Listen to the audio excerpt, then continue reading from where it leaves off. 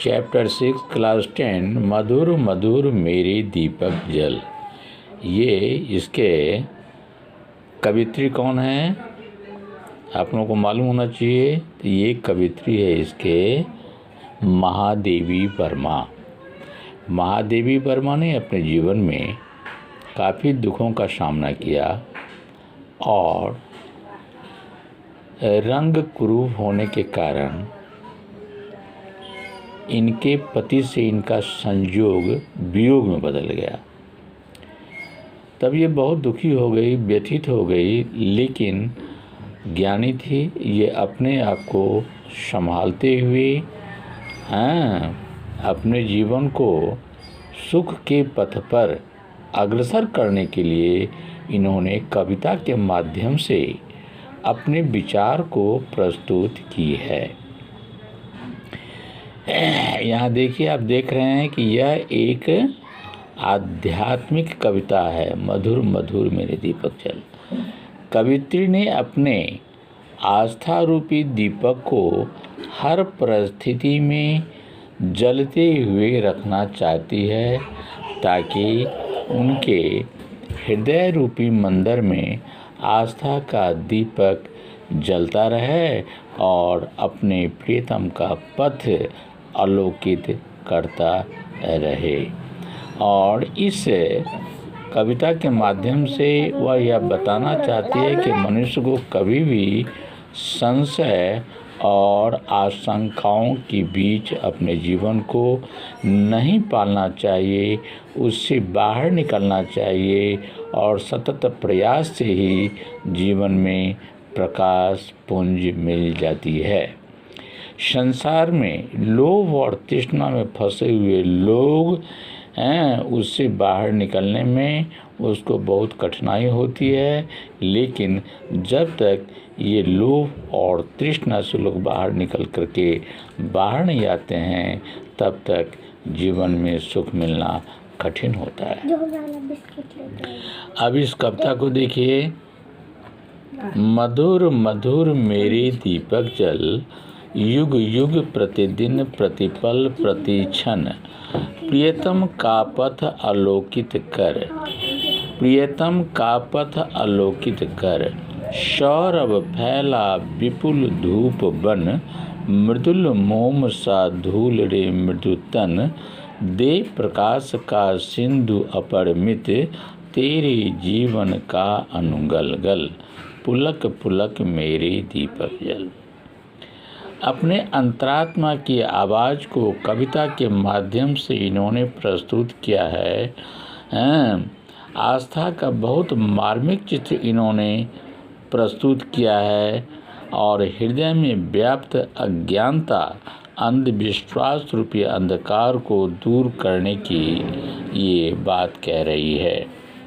कवित्री कहती है कि ओ मेरे आस्था रूपी दीपक, तुम निरंतर जलते रहो। मेरी यह आस्था प्रतिदिन प्रतिक्षण हर पल मेरे मन में बनी रहे, अर्थात खुशियों का कमल, खुशियों का दीपक जलता रहे और खुशियों के कमल मुस्कुराता रहे, जिससे मेरी आस्था का दीपक प्रभु के पथ को प्रकाशित करता रहे। कवित्री अपने आस्था रूपी दीपक को जिस तरह से धूप चारों ओर फैलकर सर्वत्र आलोकित करती है, उसी प्रकार यह दीपक भी धूप बनकर महक सर्वत्र बिखेर देता है। इसके लिए भले ही उसे मोम की तरह पिघलकर बूंद बूंद टपकना या गलना क्यों ना पड़े। समझ गए? अब इसका दूसरा दोहा फिर मैं पढ़ के सुनाता हूँ और देखिए। सारे शीतल कोमल नूतन, मांग रहे तुझसे ज्वालाकन, मांग रहे तुझसे ज्वालाकन, और विश्व शलभ सिर धुन विश्व सलभ श्री धुन करता मैं, हाय न जाल जल पाया तुझ में मिल, सिहर सिहर मेरे दीपक जल। अब ये स्वयं को अपना अस्तित्व मिटाकर अनंत प्रकाश पुंज में मिल जाना चाहती है और इस विश्व में जितने भी शीतल कोमल व नूतन प्राणी है, वे भी आस्था रूपी चिंगारी मांग रहे हैं।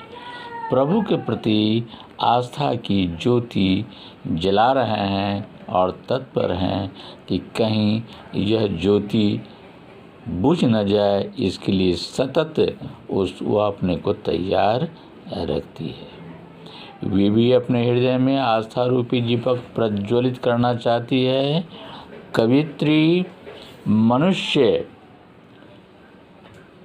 को पतंगा नहीं बल्कि ज्वाला बनने की सलाह देती है, ताकि वह समाज को ज्ञान रूपी प्रकाश दे सके। क्यों? क्योंकि समाज अभी भी अंधकार में है। मनुष्य के हृदय में आध्यात्मिक आस्था न होने के कारण उसका हृदय ईर्षा और तृष्णा में जलता रहता है। सलभ कहते हैं पतंगा को, ध्यान रखिए। तो दो समझ गए। और तीसरा देखिए, फिर तीसरा है जलते नभ में देख असंख्य स्नेहहीन नित्य कितने दीपक, जल में सागर का उड़ जलता, विद्युत ले गिरता है बादल, बेहस बेहस मेरे दीपक जल। अब देखिए, जिस प्रकार बादल आकाश में उपस्थित होता है तो लोगों के मन में यह आकांक्षा उत्साह जगती है कि बारिश अब संभवतः हो सकती है, जिससे हम किसानों को लाभ होगा और साधारण लोगों को गर्मी से तृप्ति मिलेगी, शांति मिलेगी। ठीक उसी तरह से कवित्री सृष्टि के कण-कण में आस्था, भक्ति और स्नेह की कमी देखती है, इसीलिए वह अपनी आस्था को जगाए रखना चाहती है। कवित्री कहती है कि आकाश में अनगिनत तारे होते हैं, परंतु प्रकाश सब नहीं फैलाते। ठीक उसी तरह मनुष्यों के हृदय में दया, प्रेम, करुणा आदि के भाव नहीं होते।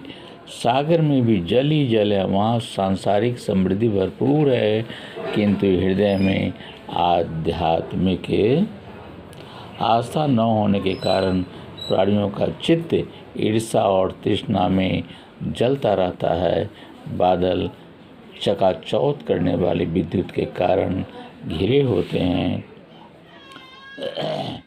कवित्री